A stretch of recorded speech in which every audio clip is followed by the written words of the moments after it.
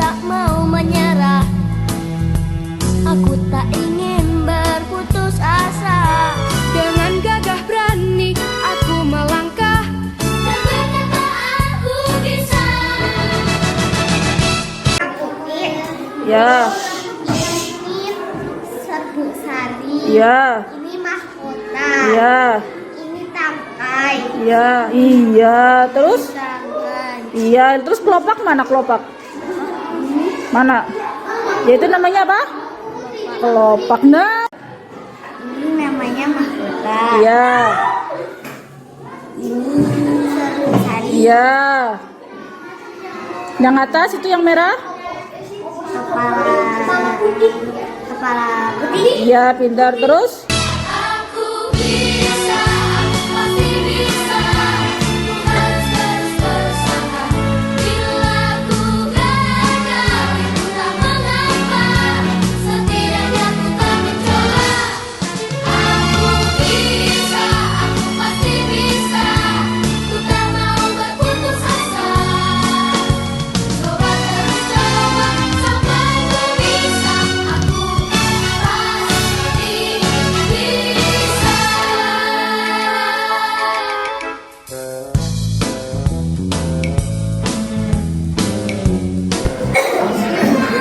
Kampung Profil Pelajar Pancasila.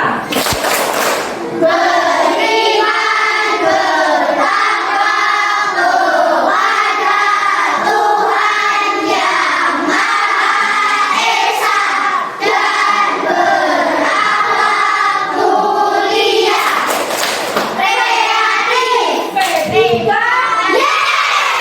Ya, kali tepuk tangan dulu kita semua. Bu guru akan membuat kesepakatan kelas untuk kelas berapa? Kalau biasanya kan ada aturan. Kalau aturan kelas itu yang membuat guru. Kalian tinggal melakukan. Tetapi kalau kesepakatan kita buat bersama, datangnya dari kalian. Contohnya Tidak boleh bermain di kelas. ya, sepakat atau tidak? Ya. Tidak boleh main di dalam kelas. Kalau mau lari-lari, oyok-oyokan di mana? Lapangan. Di lapangan atau di mana? Di kelas boleh atau tidak? Tidak. Sepakat ya, berarti bersama lagi. Tidak boleh bertengkar. Oh, pintar, sip. Berarti kamu tidak boleh bertengkar harus apa? Harus Gitu? Rukun, harus rukun, ya. Apalagi? Jangan mam. Bentar, harus. Kemudian kalau PR, kerjakannya gimana? Boleh dikerjakan di kelas atau tidak? Kan ya, berarti kalau ada PR dikerjakan di rumah. Ya, apalagi kesepakatannya? Iya, harus menolong teman. Menolong itu bukan hanya sedang sakit. Contohnya ketika ada teman yang tidak membawa pensil, tidak membawa pulpen, yang membawa dua harus meminjamkan. Setuju ya? Setuju apa? Harus menolong teman. Apalagi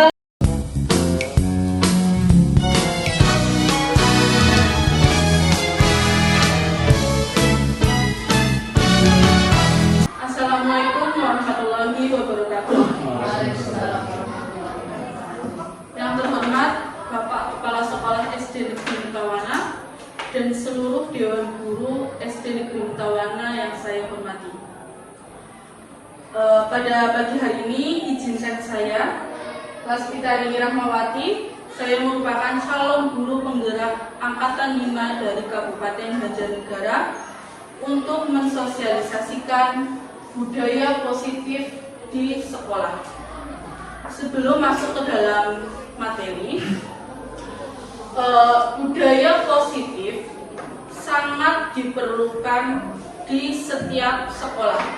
Mungkin bukan hanya di sekolah saja, tetapi di instansi-instansi yang lain. Setiap sekolah pasti memiliki visi merupakan sebuah impian yang ingin dicapai oleh sebuah sekolah untuk diwujudkan. Nah, budaya positif ini merupakan salah satu cara yang dapat dilakukan oleh sekolah untuk mencapai visi dan misi yang telah dicanangkan. Bapak Ibu, sebelum kita mempelajari tentang budaya positif, di sini saya memiliki sebuah permainan.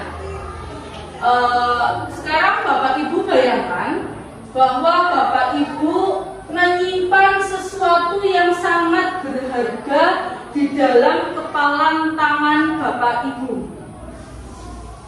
Bapak Ibu perlu menjaga benda tersebut, benda yang sangat berharga tersebut, sekuat tenaga, karena begitu pentingnya benda tersebut bagi kehidupan Bapak Ibu. Nah, kemudian orang terdekat Bapak Ibu, bisa keluarga, bisa teman, bisa saudara, mencoba dengan segala cara untuk membuka kepalan tangan Bapak Ibu. Saudara ataukah teman boleh membujuk Bapak Ibu dengan berbagai cara. Bisa menghardik, bisa mengintimidasi, bisa memarahi, bisa mendoda, bahkan bisa menawari Bapak Ibu sejumlah uang agar Bapak Ibu bersedia untuk membuka telapak tangan. Tadi di dalam telapak tangan ada apa? Ada benda yang berharga. Nah, pertanyaannya, apakah yang akan dilakukan oleh Bapak Ibu?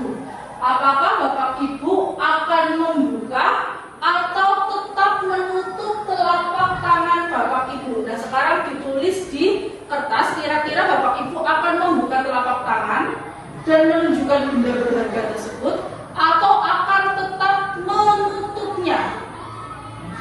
Alasannya apa? Alasannya nanti diungkapkan saja. Sekarang yang ditulis, kira-kira telapak tangannya akan dibuka atau akan ditutup, ya. Jadi di dalam telapak tangan Bapak Ibu ada benda yang sangat berharga bagi kehidupan Bapak Ibu. Kemudian ada teman atau saudara atau orang-orang terdekat yang mencoba untuk membuka telapak tangan Bapak Ibu. Bisa dengan memarahi, bisa dengan membujuk, bahkan bisa dengan memberikan hadiah. Kira-kira ketika dibujuk seperti itu, Bapak Ibu akan membuka telapak tangan atau menutup telapak tangan? Sudah? Ditulis yang mungkin bisa membuka atau tetap menutup. Kemudian nanti ditunjukkan kepada kamera apa yang Bapak Ibu pilih, membuka atau menutup. Tulis saja membuka atau menutup.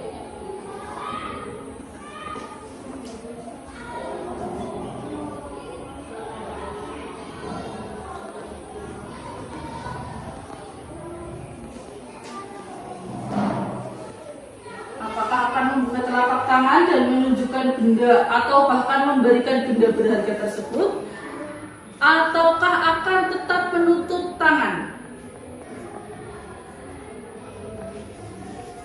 Sudah Bapak Ibu? Ya. Sudah? Kalau sudah, sekarang mungkin bisa ditunjukkan dulu ke kamera apa yang Bapak Ibu pilih, membuka atau menutup. Bisa diperlihatkan? Ya. Pak Kajen memilih apa? Menutup. Pak Nyana memilih membuka. Bu Susi memilih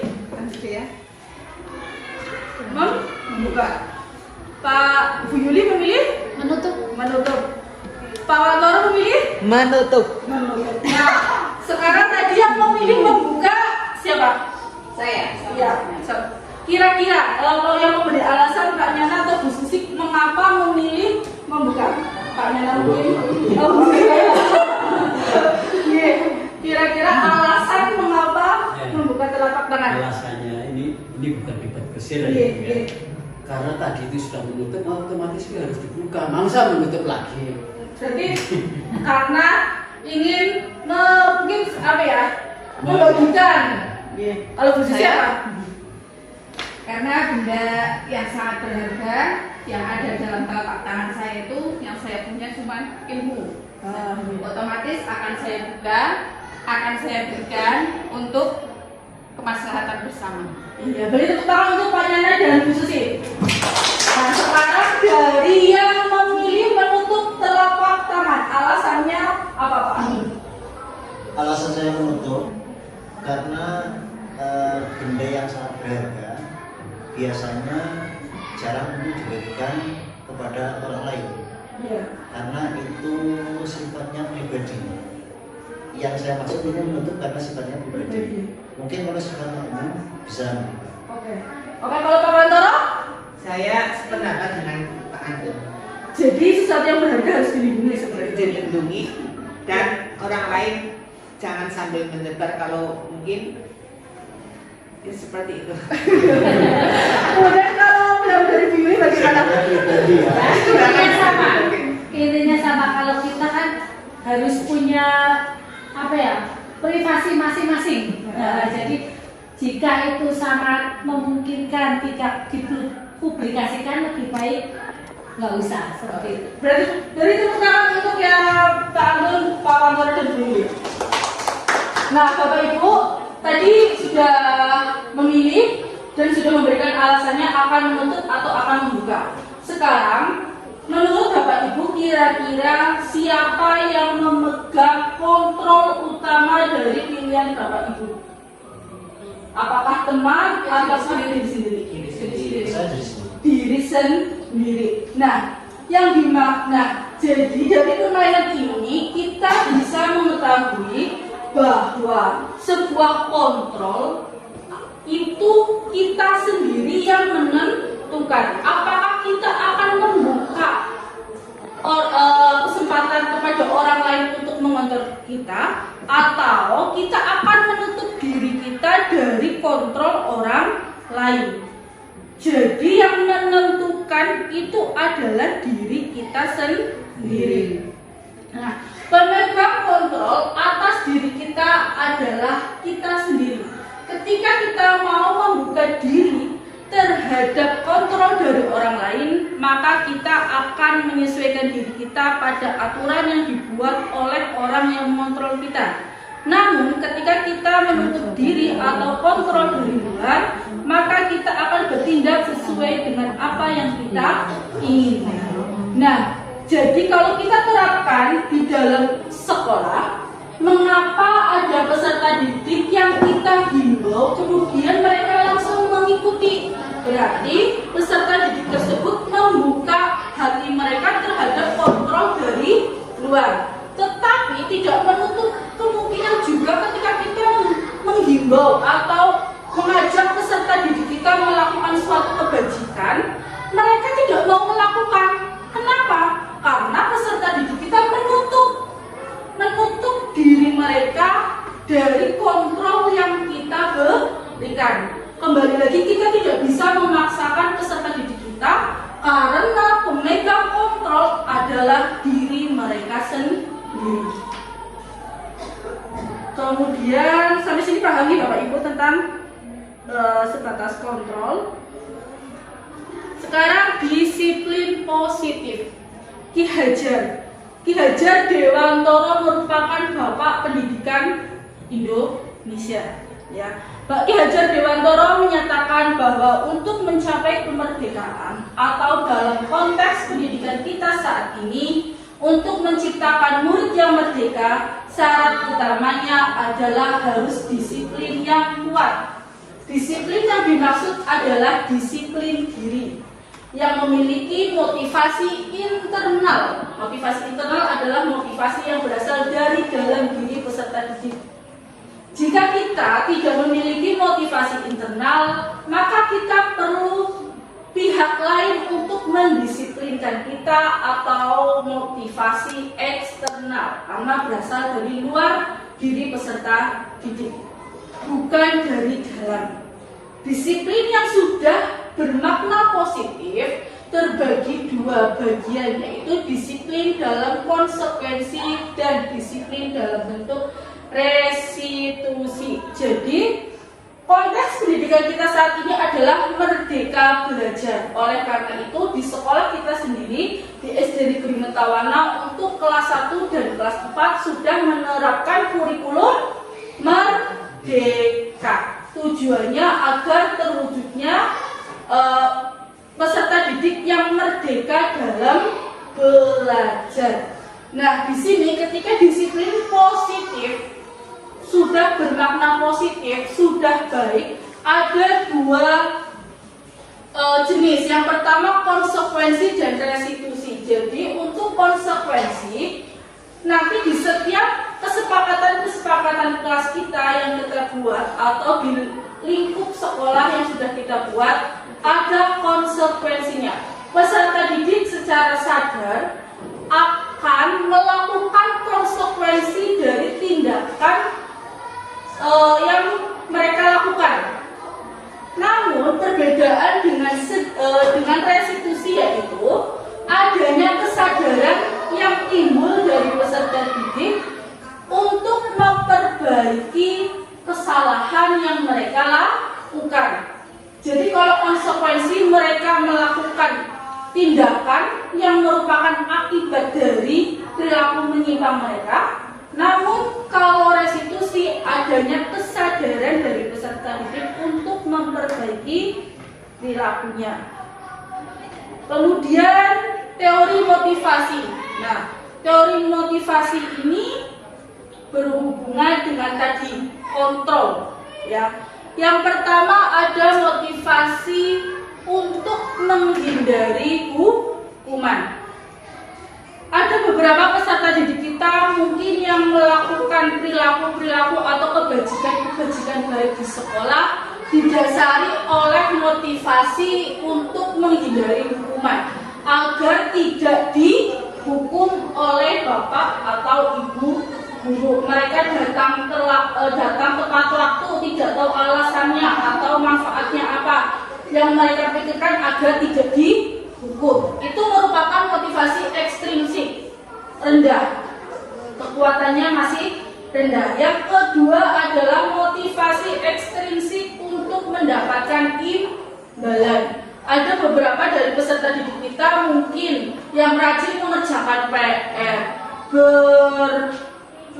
berpakaian rapi. Tujuannya apa? Agar mendapatkan imbalan. Mungkin agar mendapatkan bintang dari Pak Guru atau Bu Gurunya, agar mendapatkan nilai yang baik dari Pak Guru dan Bu Gurunya. Jadi mereka belum mengetahui alasan atau manfaat dari tindakan yang mereka lakukan. Kemudian yang ketiga adalah motivasi intrinsik. Nah, ini yang sangat ditekankan, yaitu untuk menghargai diri sendiri. Mengapa mereka harus datang tepat waktu? Oh, agar tidak tertinggal pelajaran. Mengapa mereka harus memakai sepatu hitam? Agar terlihat rapi, agar terlihat bagus. Ketika sudah muncul motivasi intrinsik atau kesadaran diri dalam peserta didik, maka meskipun nanti peserta didik tersebut akan berbeda guru, akan berbeda sekolah, misalnya nanti ke SMP, maka dia akan tetap melaksanakan kebajikan-kebajikan baik tersebut. Tidak berubah karena mereka sadar dengan manfaat apa yang mereka lakukan. Kemudian hukuman dan penghargaan. Menurut KON, hukuman dan penghargaan adalah cara-cara mengontrol perilaku seseorang yang menghancurkan potensi untuk pembelajaran yang sesungguhnya. Menurut KON, secara ideal tindakan belajar itu sendiri adalah penghargaan sesungguhnya. Hukuman berbeda dengan konsekuensi. Tadi ada disiplin, konsekuensi, dan ini berhubungan dengan hukuman dan penghargaan. Hukuman bersifat tidak terencana atau tiba-tiba. Hukuman bersifat satu arah dari pihak guru yang memberikan dan murid hanya menerima suatu hukuman tanpa melalui kesepakatan atau pengarahan dari pihak guru baik sebelum atau sesudahnya. Sedangkan konsekuensi sudah terencana atau sudah disepakati, sudah dibahas dan disetujui oleh murid dan guru. Jadi perbedaannya kapan dikatakan sebagai menghukum dan kapan dikatakan sebagai konsekuensi. Tingkat konsekuensi itu lebih tinggi daripada tingkat penghukum. Jadi misalnya sama-sama peserta didik lari keliling lapangan, tetapi ada yang bersifat sebagai penghukum, ada yang bersifat sebagai konsekuensi. Ketika sebelumnya sudah dilakukan kesepakatan, sudah dilakukan suatu keyakinan kelas di mana misalnya ada peserta didik yang lupa mengerjakan tugas atau ada peserta didik yang berbuat jahil kepada temannya, konsekuensinya adalah lari keliling lapangan 1 kali. Ketika peserta didik tersebut melakukan kesalahan, misalnya lupa tidak mengerjakan PR, kemudian dengan sadar dia lari keliling lapangan, itu disebut konsekuensi. Tetapi jika tidak didahului dengan adanya kesepakatan kelas, peserta didik tiba-tiba tidak mengerjakan PR, kemudian guru serta-merta menyuruh peserta didiknya untuk lari keliling lapangan, itu dinamakan sebagai penghukum.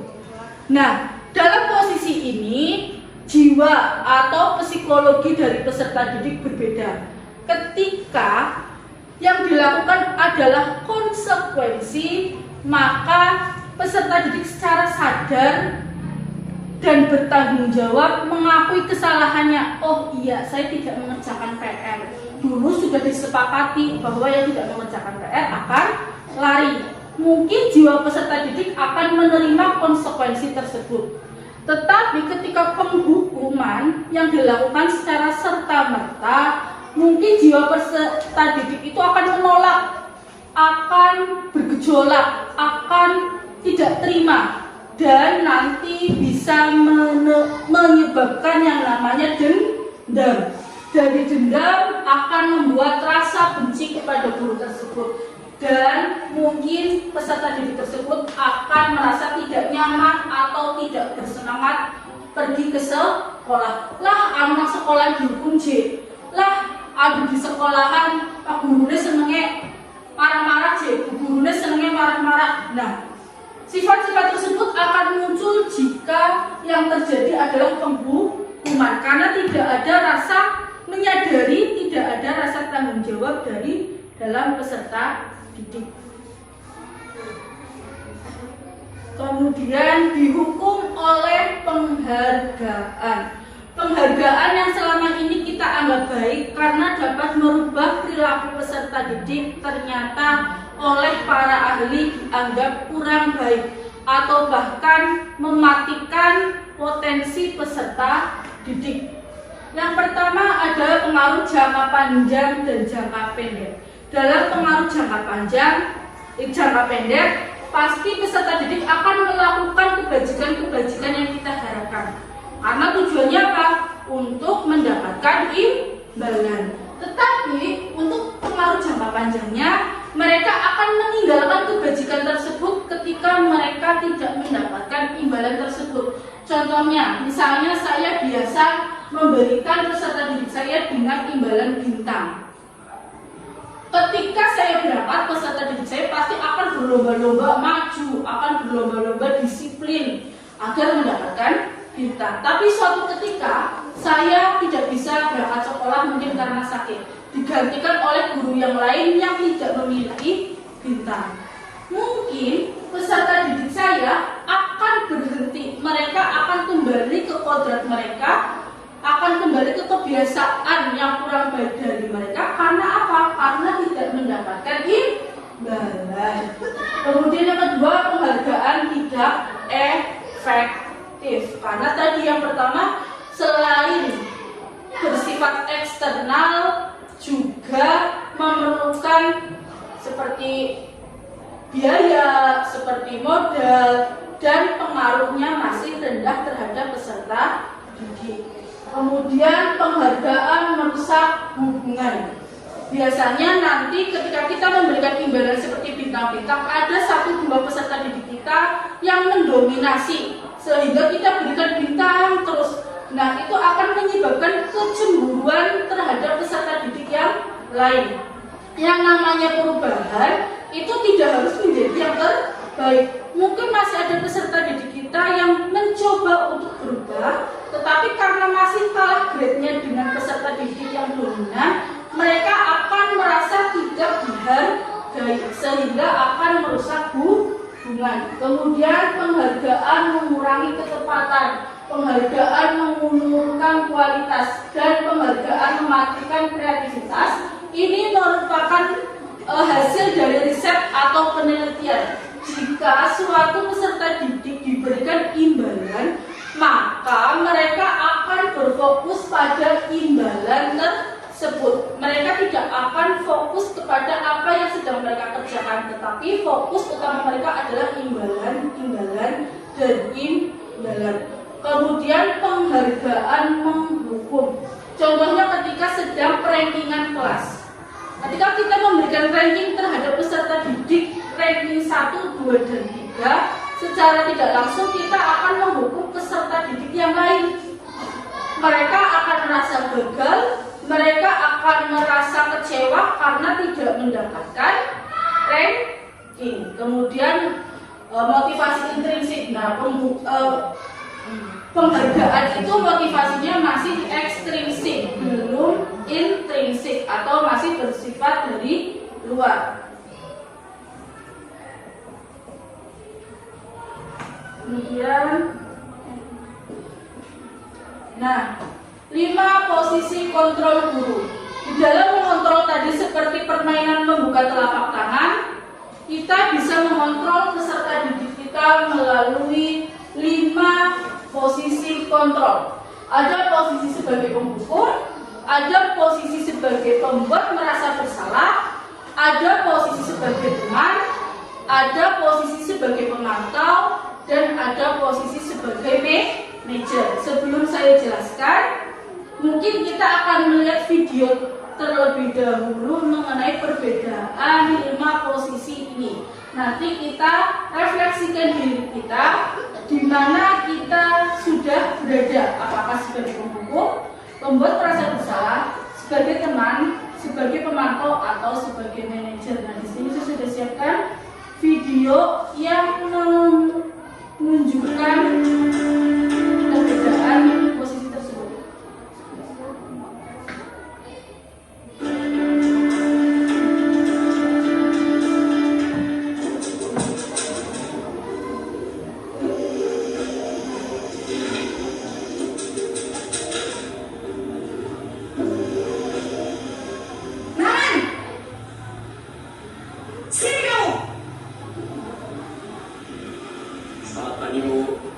Selalu terlambat. Kamu deh, pasti terlambat. Maaf Bu, saya Apa coba? Alasan kamu apa lagi? Kapan sih kamu tidak terlambat? Malas sekali ya kamu jadi anak. saya Dasar pemalas. Gak kapok-kapok sih kamu.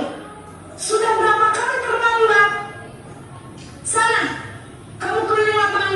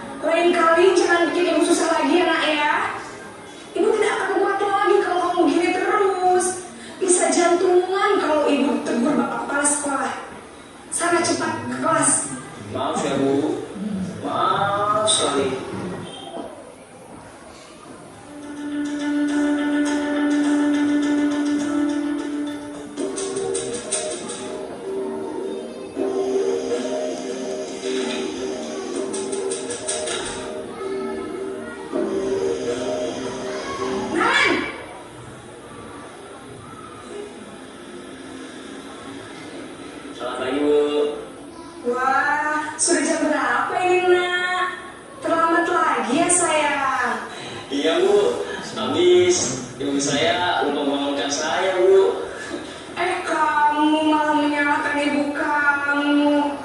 Kamu bukannya anak yang larinya paling kencang. Kok terlambat sih? Iya Bu, saya memang terlambat bangun tadi. Jadi biarpun saya lari kencang, tetap nggak kejar Bu. Ya sudah sana. Nanti lain kali larinya lebih kencang lagi ya. Biar gak terlambat lagi. Bikin seneng ibu.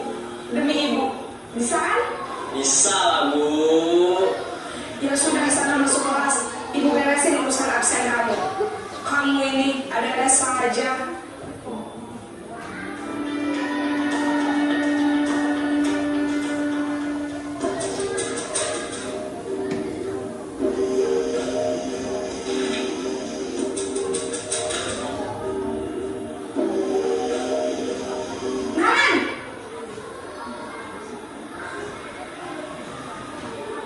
Selamat pagi Bu. Naren, apa peraturan sekolah kita tentang jam berapa kita harus masuk sekolah, nak? Kita harus di sekolah jam 7 Bu. Iya betul, sekarang sudah jam 7.20. Naren sudah tahu konsekuensinya jika terlambat hadir. Paham Bu, saya harus tinggal kelas pas jam istirahat selama 20 menit. Iya benar, konsekuensinya demikian. Jadi nanti jam 9.30 pas istirahat, kamu harus tinggal di kelas, kerjakan tugas tambahan untuk ketertinggalan kamu, ya? Baik Bu.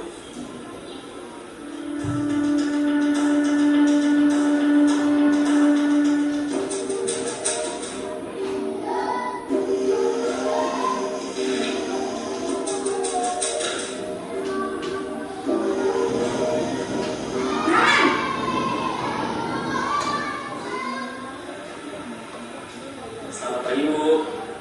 Selamat pagi Naren. Maaf Bu, saya terlambat. Iya, sekolah masuknya jam 7, sekarang sudah jam 7.20.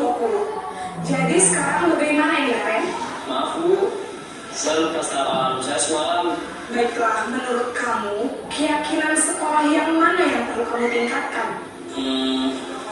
Menghargai diri sendiri dan orang lain mungkin ya Bu. Setuju. Jadi, apakah Naren meyakini prinsip saling menghormati tersebut? Iya Bu, saya meyakininya. Apakah Naren bersedia memperbaiki masalah keterlambatan ini? Bersedia Bu. Bagaimana kamu akan memperbaiki masalah keterlambatan ini? Saya akan coba untuk tinggal lupa menyetel alarm saya Bu. Baik, kalau Naren lupa menyetel alarm di rumah, ada orang yang kira-kira bisa bantu mengingatkan tidak? Ada Bu, kata saya, Kak Emma. Ada lagi selain Kak Emma? Selain Kak Emma, ada ibu saya. Baik, jadi yang mengingatkan Naren adalah Kak Emma dan ibu kamu ya? Kira-kira akan mulai setel alarm kapan nih Naren? Setelah pulang sekolah, akan segera saya lakukan. Baik, jadi Naren akan setel alarm untuk bangun besok pagi dan akan diingatkan oleh kakak dan ibunda Naren ya. Ada lagi yang mungkin perlu dilakukan Naren agar tidak terlambat bangun lagi? Tidak ada Bu. Baik Naren, terima kasih untuk kerjasama kamu. Sekarang kamu perlu kembali ke kelas untuk belajar. Baik Bu, terima kasih. Nah Bapak Ibu, itu merupakan video tentang perbedaan 5 posisi kontrol. Yang pertama sebagai penghukum, biasanya guru pada posisi ini berbicaranya tadi bagaimana? Keras, kemudian seperti menghardik, dan hukuman yang diberikan kepada peserta didik bersifat satu arah. Ya, tadi Naren disuruh untuk lari keliling lapangan 5 kali. Naren sempat memberontak, ya, karena dia merasa hukumannya tidak adil. Kemudian yang kedua, membuat merasa bersalah. Nah, dalam membuat merasa bersalah ini, yang dikhawatirkan jangka panjangnya adalah akan menimbulkan perasaan gagal pada diri peserta didik. Peserta didik merasa dirinya sebagai seseorang yang gagal, merasa dirinya sebagai seseorang yang tidak berharga. Mengapa? Karena mereka sudah membuat sang guru atau orang lain menanggung akibat banyak. Seperti tadi Naren menganggap gurunya akan menerima akibat berupa teguran dari kepala sekolah karena perilaku Naren yang salah. Yang ketiga, sebagai teman. Dalam posisi ini, nada yang digunakan guru lembut, kemudian santun, seperti pada teman sendiri. Hal tersebut akan menjadikan peserta didik merasa tidak enak apabila mereka melakukan suatu kesalahan. Mengapa? Karena peserta didik tersebut sudah menganggap guru tersebut sebagai teman dan ingin berbuat baik demi guru tersebut.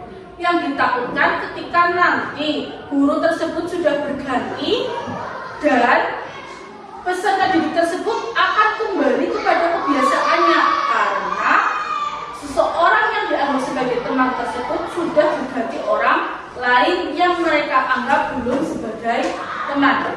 Yang keempat yaitu sebagai pemantau.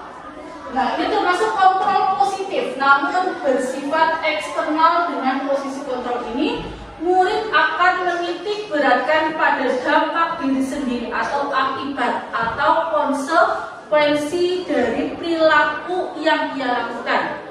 Apakah ia akan mendapatkan hadiah atau akan mendapatkan hukuman. Dan yang terakhir yaitu sebagai manajer. Posisi kontrol ini yang sangat diharapkan atau ditekankan dalam konteks pendidikan. Posisi kontrol ini sangat dianjurkan karena sudah bersifat internal atau menyadarkan peserta didik. Dampak dari posisi kontrol ini terhadap murid yaitu murid akan mengevaluasi diri, bagaimana menjadi diri yang lebih baik, ya, bagaimana memperbaiki kesalahannya, bagaimana meningkatkan tindakannya atau perilakunya. Kemudian 5 kebutuhan dasar manusia. Semua orang, semua manusia pasti akan memenuhi kebutuhan dasar mereka. Kebutuhan dasar mereka terdiri dari yang pertama ada bertahan hidup atau survival. Yang kedua ada penguasaan atau power. Yang ketiga ada merasa diterima atau love and belonging. Yang keempat ada kesenangan atau fun. Dan yang kelima ada kebebasan atau freedom. Saya contohkan misalnya ada peserta didik kita yang setiap hari mungkin meminta uang saku dari temannya, atau meminta jajan temannya, atau meminta bekal yang dibawa oleh temannya. Karena perilaku tersebut teman-temannya merasa tidak nyaman dan lama-kelamaan menjadi marah. Nah, kita tidak bisa mengecap anak tersebut dengan sebutan anak nakal, atau mungkin langsung disebut dengan anak yang bandel. Mengapa? Karena bisa saja anak tersebut ingin memenuhi kebutuhan dasar mereka. Kita tanya dulu, mengapa kamu setiap hari meminta bekal yang dibawa oleh teman-temanmu? Ketika jawaban anak tersebut, oh Bu, saya tidak dikasih uang jajan oleh orang tua saya, atau mungkin oh guru, saya setiap pagi tidak pernah sarapan. Berarti dapat kita simpulkan bahwa kebutuhan dasar yang diinginkan mereka adalah yang mana? Yang bertahan hidup atau survival, karena mungkin murid tersebut merasa lapar dan mereka tidak membawa uang jajan sehingga mereka meminta dari teman-temannya. Ketika seorang murid melakukan suatu perbuatan yang bertentangan dengan nilai-nilai kebajikan atau melanggar peraturan, hal itu sebenarnya dikarenakan mereka gagal memenuhi kebutuhan dasar mereka. Oleh karena itu, sudah seharusnya kita sebagai pendidik untuk membantu murid kita memenuhi kebutuhan dasar mereka. Ketika mungkin merasa diterima atau low and belonging. Nah, mungkin ciri-cirinya peserta didik kita lebih kepada nakal atau mengganggu temannya. Nah, kita tidak bisa langsung mengecap, oh dia anak nakal, oh dia anak bandel. Mungkin karena selama ini dia tidak diterima oleh teman-temannya di dalam kelas, sehingga dia ingin menunjukkan kekuasaannya, dia ingin meminta perhatian dari teman-temannya untuk diakui keberadaannya. Mungkin dengan cara mencoret-coret tembok. Dengan begitu teman-temannya akan melapor kepada dirinya, Bu Guru ini coret tembok. Nah, dengan merasa, oh aku jadi kelihatan sama teman-teman, akhirnya dia melakukan penyimpangan. Kemudian keyakinan kelas. Keyakinan sendiri itu berarti nilai-nilai kebajikan universal yang disepakati secara tersirat dan tersurat lebih dari latar belakang suku, negara, bahasa maupun agama. Bapak Ibu, saya mau bertanya, mengapa seorang pengendara sepeda motor harus menggunakan helm? Apakah untuk agar segera tidak ditilang ataukah ada alasan lain dari penggunaan helm pada sepeda motor? Agar tidak membahayakan. Agar apa lagi? Betul. Mungkin ada yang lebih spesifik dari membahayakan itu apa? Menjaga keselamatan jika terjadi hal-hal yang tidak diinginkan. Fungsi dari helm adalah untuk menjaga, melindungi kepala. Ya, itu merupakan manfaat yang harus disadari oleh setiap pengendara sepeda motor. Jadi tidak ada lagi orang menggunakan helm dengan alasan agar tidak ditilang.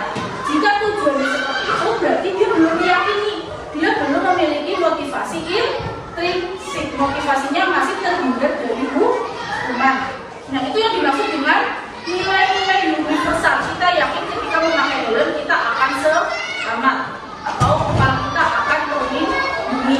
Begitu juga pada murid, perlu mendengarkan dan memahami arti sesungguhnya tentang peraturan-peraturan yang diberikan. Apa nilai-nilai kebajikan di balik peraturan tersebut? Apa tujuan utamanya? Dan menjadi tidak tertarik atau takut sehingga hanya sekedar mengikuti serangkaian peraturan-peraturan yang mengatur mereka tanpa memahami tujuan mulianya. Seperti tadi kalau kita, mengapa kita memakai helm? Karena untuk melindungi diri kita sendiri, bukan untuk karena ditilang. Begitu juga dengan peserta didik harus mengetahui alasannya. Sekarang di sini saya akan menunjukkan keyakinan kelas atau kesepakatan kelas yang saya sudah buat dengan peserta didik saya. Kesepakatan kelas hendaknya tidak terlalu banyak. Jangan sampai mencapai angka 10. Tujuannya apa? Agar peserta didik tidak lupa dan mudah untuk memahaminya. Kemudian hendaknya kesepakatan kelas dituangkan dalam bentuk kalimat positif. Di sini ada datang ke sekolah tepat waktu. Yang kedua, saling menyayangi dan hidup rukun bersama teman. Nah, yang ketiga, saling tolong menolong antar teman. Semuanya sampai nomor 8 menggunakan kalimat positif. Selain membuat kesepakatan kelas, kita juga hendaknya memberitahu peserta didik akan manfaat-manfaat dari keyakinan kelas yang kita buat. Seperti nomor 1, datang ke sekolah tepat waktu. Kira-kira apa yang akan diperoleh oleh peserta didik? Manfaat apa yang akan dirasakan oleh peserta didik ketika dia datang ke sekolah tepat waktu? Kira-kira apa Bapak Ibu?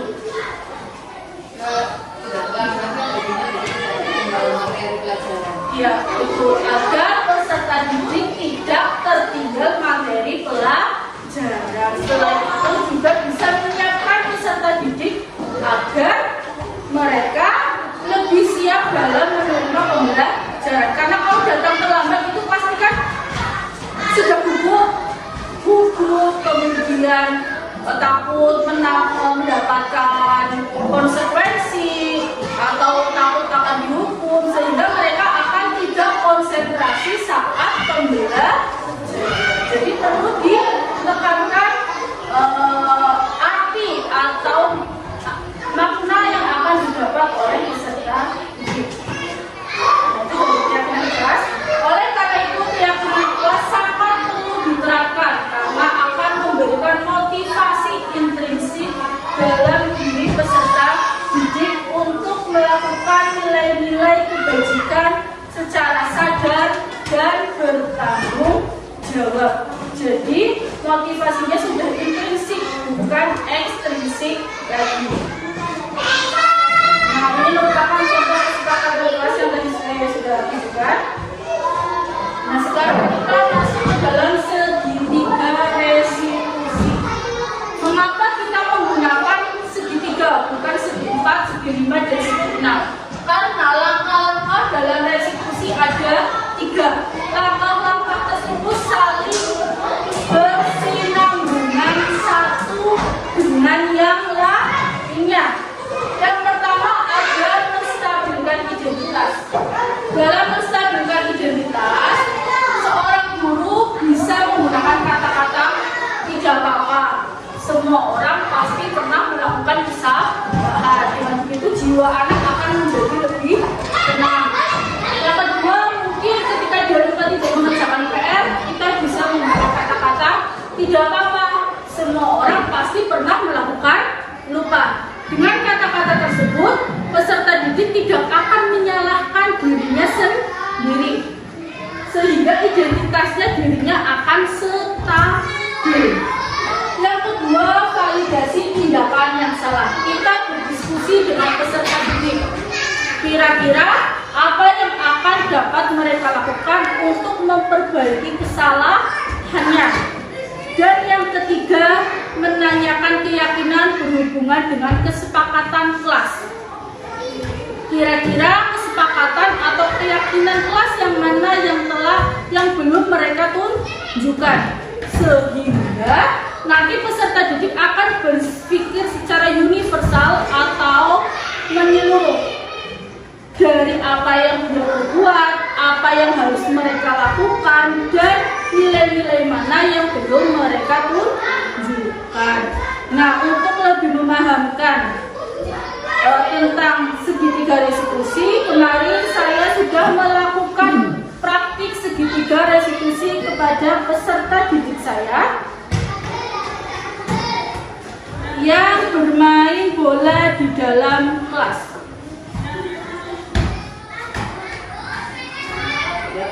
Mungkin bisa disimak terlebih dahulu.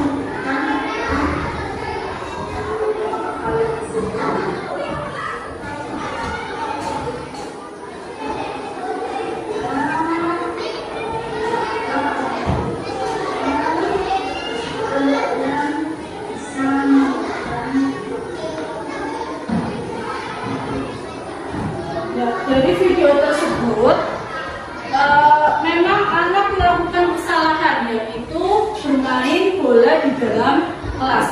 Tetapi dalam kita menyadarkan mereka, tidak langsung serta-merta kita hukum atau kita marahi, yaitu kita sadarkan mereka dulu tentang perbuatan salah mereka, dihubungkan dengan keyakinan kelas yang sudah kita sepakati bersama-sama.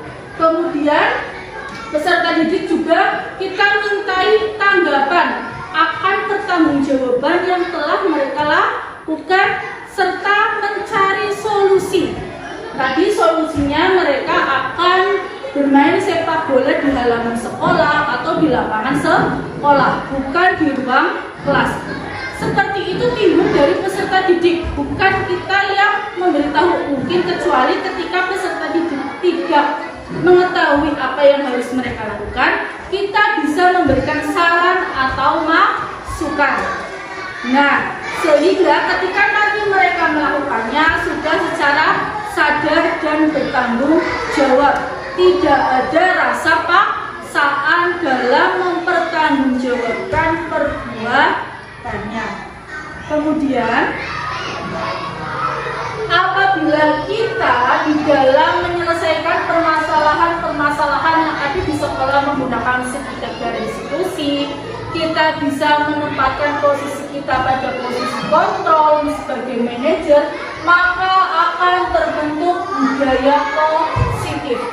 Budaya positif merupakan lingkungan yang positif tadi, terutama peran kita sebagai manajer, kita menerapkan segitiga restitusi, kita membuat keyakinan kelas atau keyakinan sekolah, sehingga membuat lingkungan sekolah kita menjadi sekolah yang aman dan sekolah yang nyaman, sehingga peserta didik kita akan senang berada di sekolah, akan bersemangat pergi ke sekolah, dan akan nyaman dalam belajar. Sehingga tujuan dari pendidikan kita yaitu untuk mewujudkan merdeka belajar dapat kita wujudkan di sekolah kita.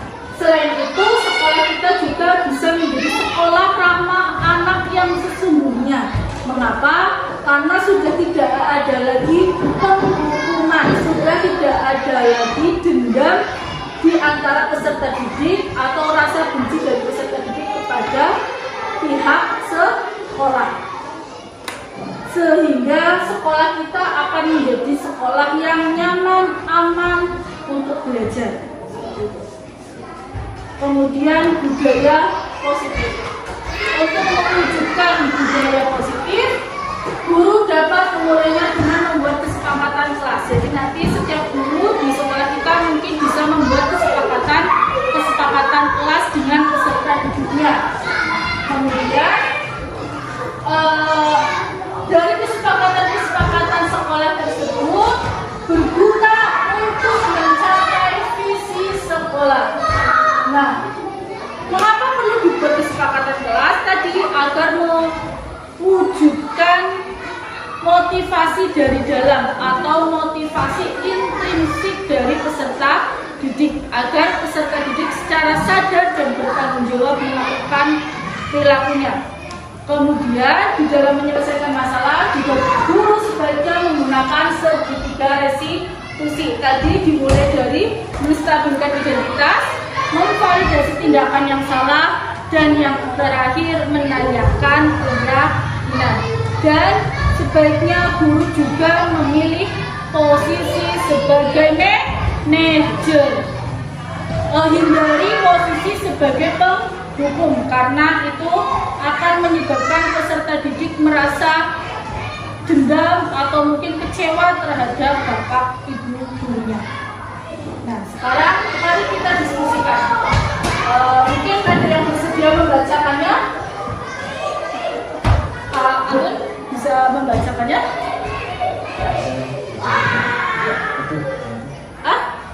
Bisa dibesarkan?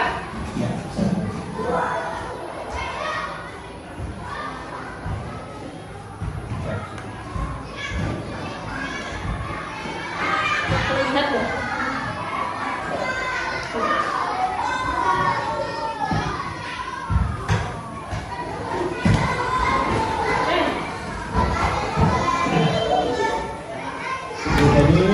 menjelaskan pelajaran bahasa Inggris di depan papan tulis. Namun beliau memperhatikan bahwa Fajar malah tiduran dan tampak acuh tak acuh pada pelajarannya. Fajar, coba jawab pertanyaan nomor 3. Maju ke depan dan kerjakan di papan tulis. Fajar pun tampak malas-malasan maju ke depan, dan sampainya di depan papan tulis, Fajar pun hanya diam terpaku sambil memegang buku bahasa Inggrisnya dan memainkan spidol di tangannya. Ayo Fajar, makanya jangan tidur-tiduran. Lain kali hentikan. Sudah sana duduk kembali. Kira-kira siapa yang bisa? Fajar pun kembali duduk di bangkunya. Hal seperti ini sudah sering kali terjadi pada Fajar. Seperti tidak memperhatikan acuh tak acuh, dan nilainya pun tidak terlalu baik untuk pelajaran bahasa Inggris. Pada saat ditegur oleh Ibu Dani, Fajar hanya menjawab tidak tahu Bu. Ibu Dani pun menjawab lirih, gimana kamu Fajar? Kamu tidak kasihan sama ibu ya? Sudah capek mengajarkan kamu, tidak kasihan sama ibu. Dan Fajar pun dia membisu. Ya, dari cerita ini menurut Bapak Ibu, posisi kontrol apa yang diambil oleh Ibu Dani dalam pendekatan kepada Fajar? Ataukah sebagai penghibur, membuat merasa bersalah, atau mungkin sebagai teman, sebagai pemantau, atau sebagai manajer? Membuat merasa bersalah. Iya, sebagai pembuat merasa bersalah. Kemudian membaca sikap Fajar, kira-kira kebutuhan apa yang diperlukan oleh Fajar. Tadi setiap pelajaran bahasa Inggris, Fajar dia membisu. Apakah dia ingin kesenangan, atau mungkin kebebasan, atau mungkin kebutuhan hidup, atau mungkin perhatian, atau mungkin kira-kira apa yang ingin didapatkan oleh Fajar? Kebutuhan hidup yang mana? Perhatian, perhatian, karena mungkin Fajar ingin diperhatikan lebih oleh ibu, guru, Dani.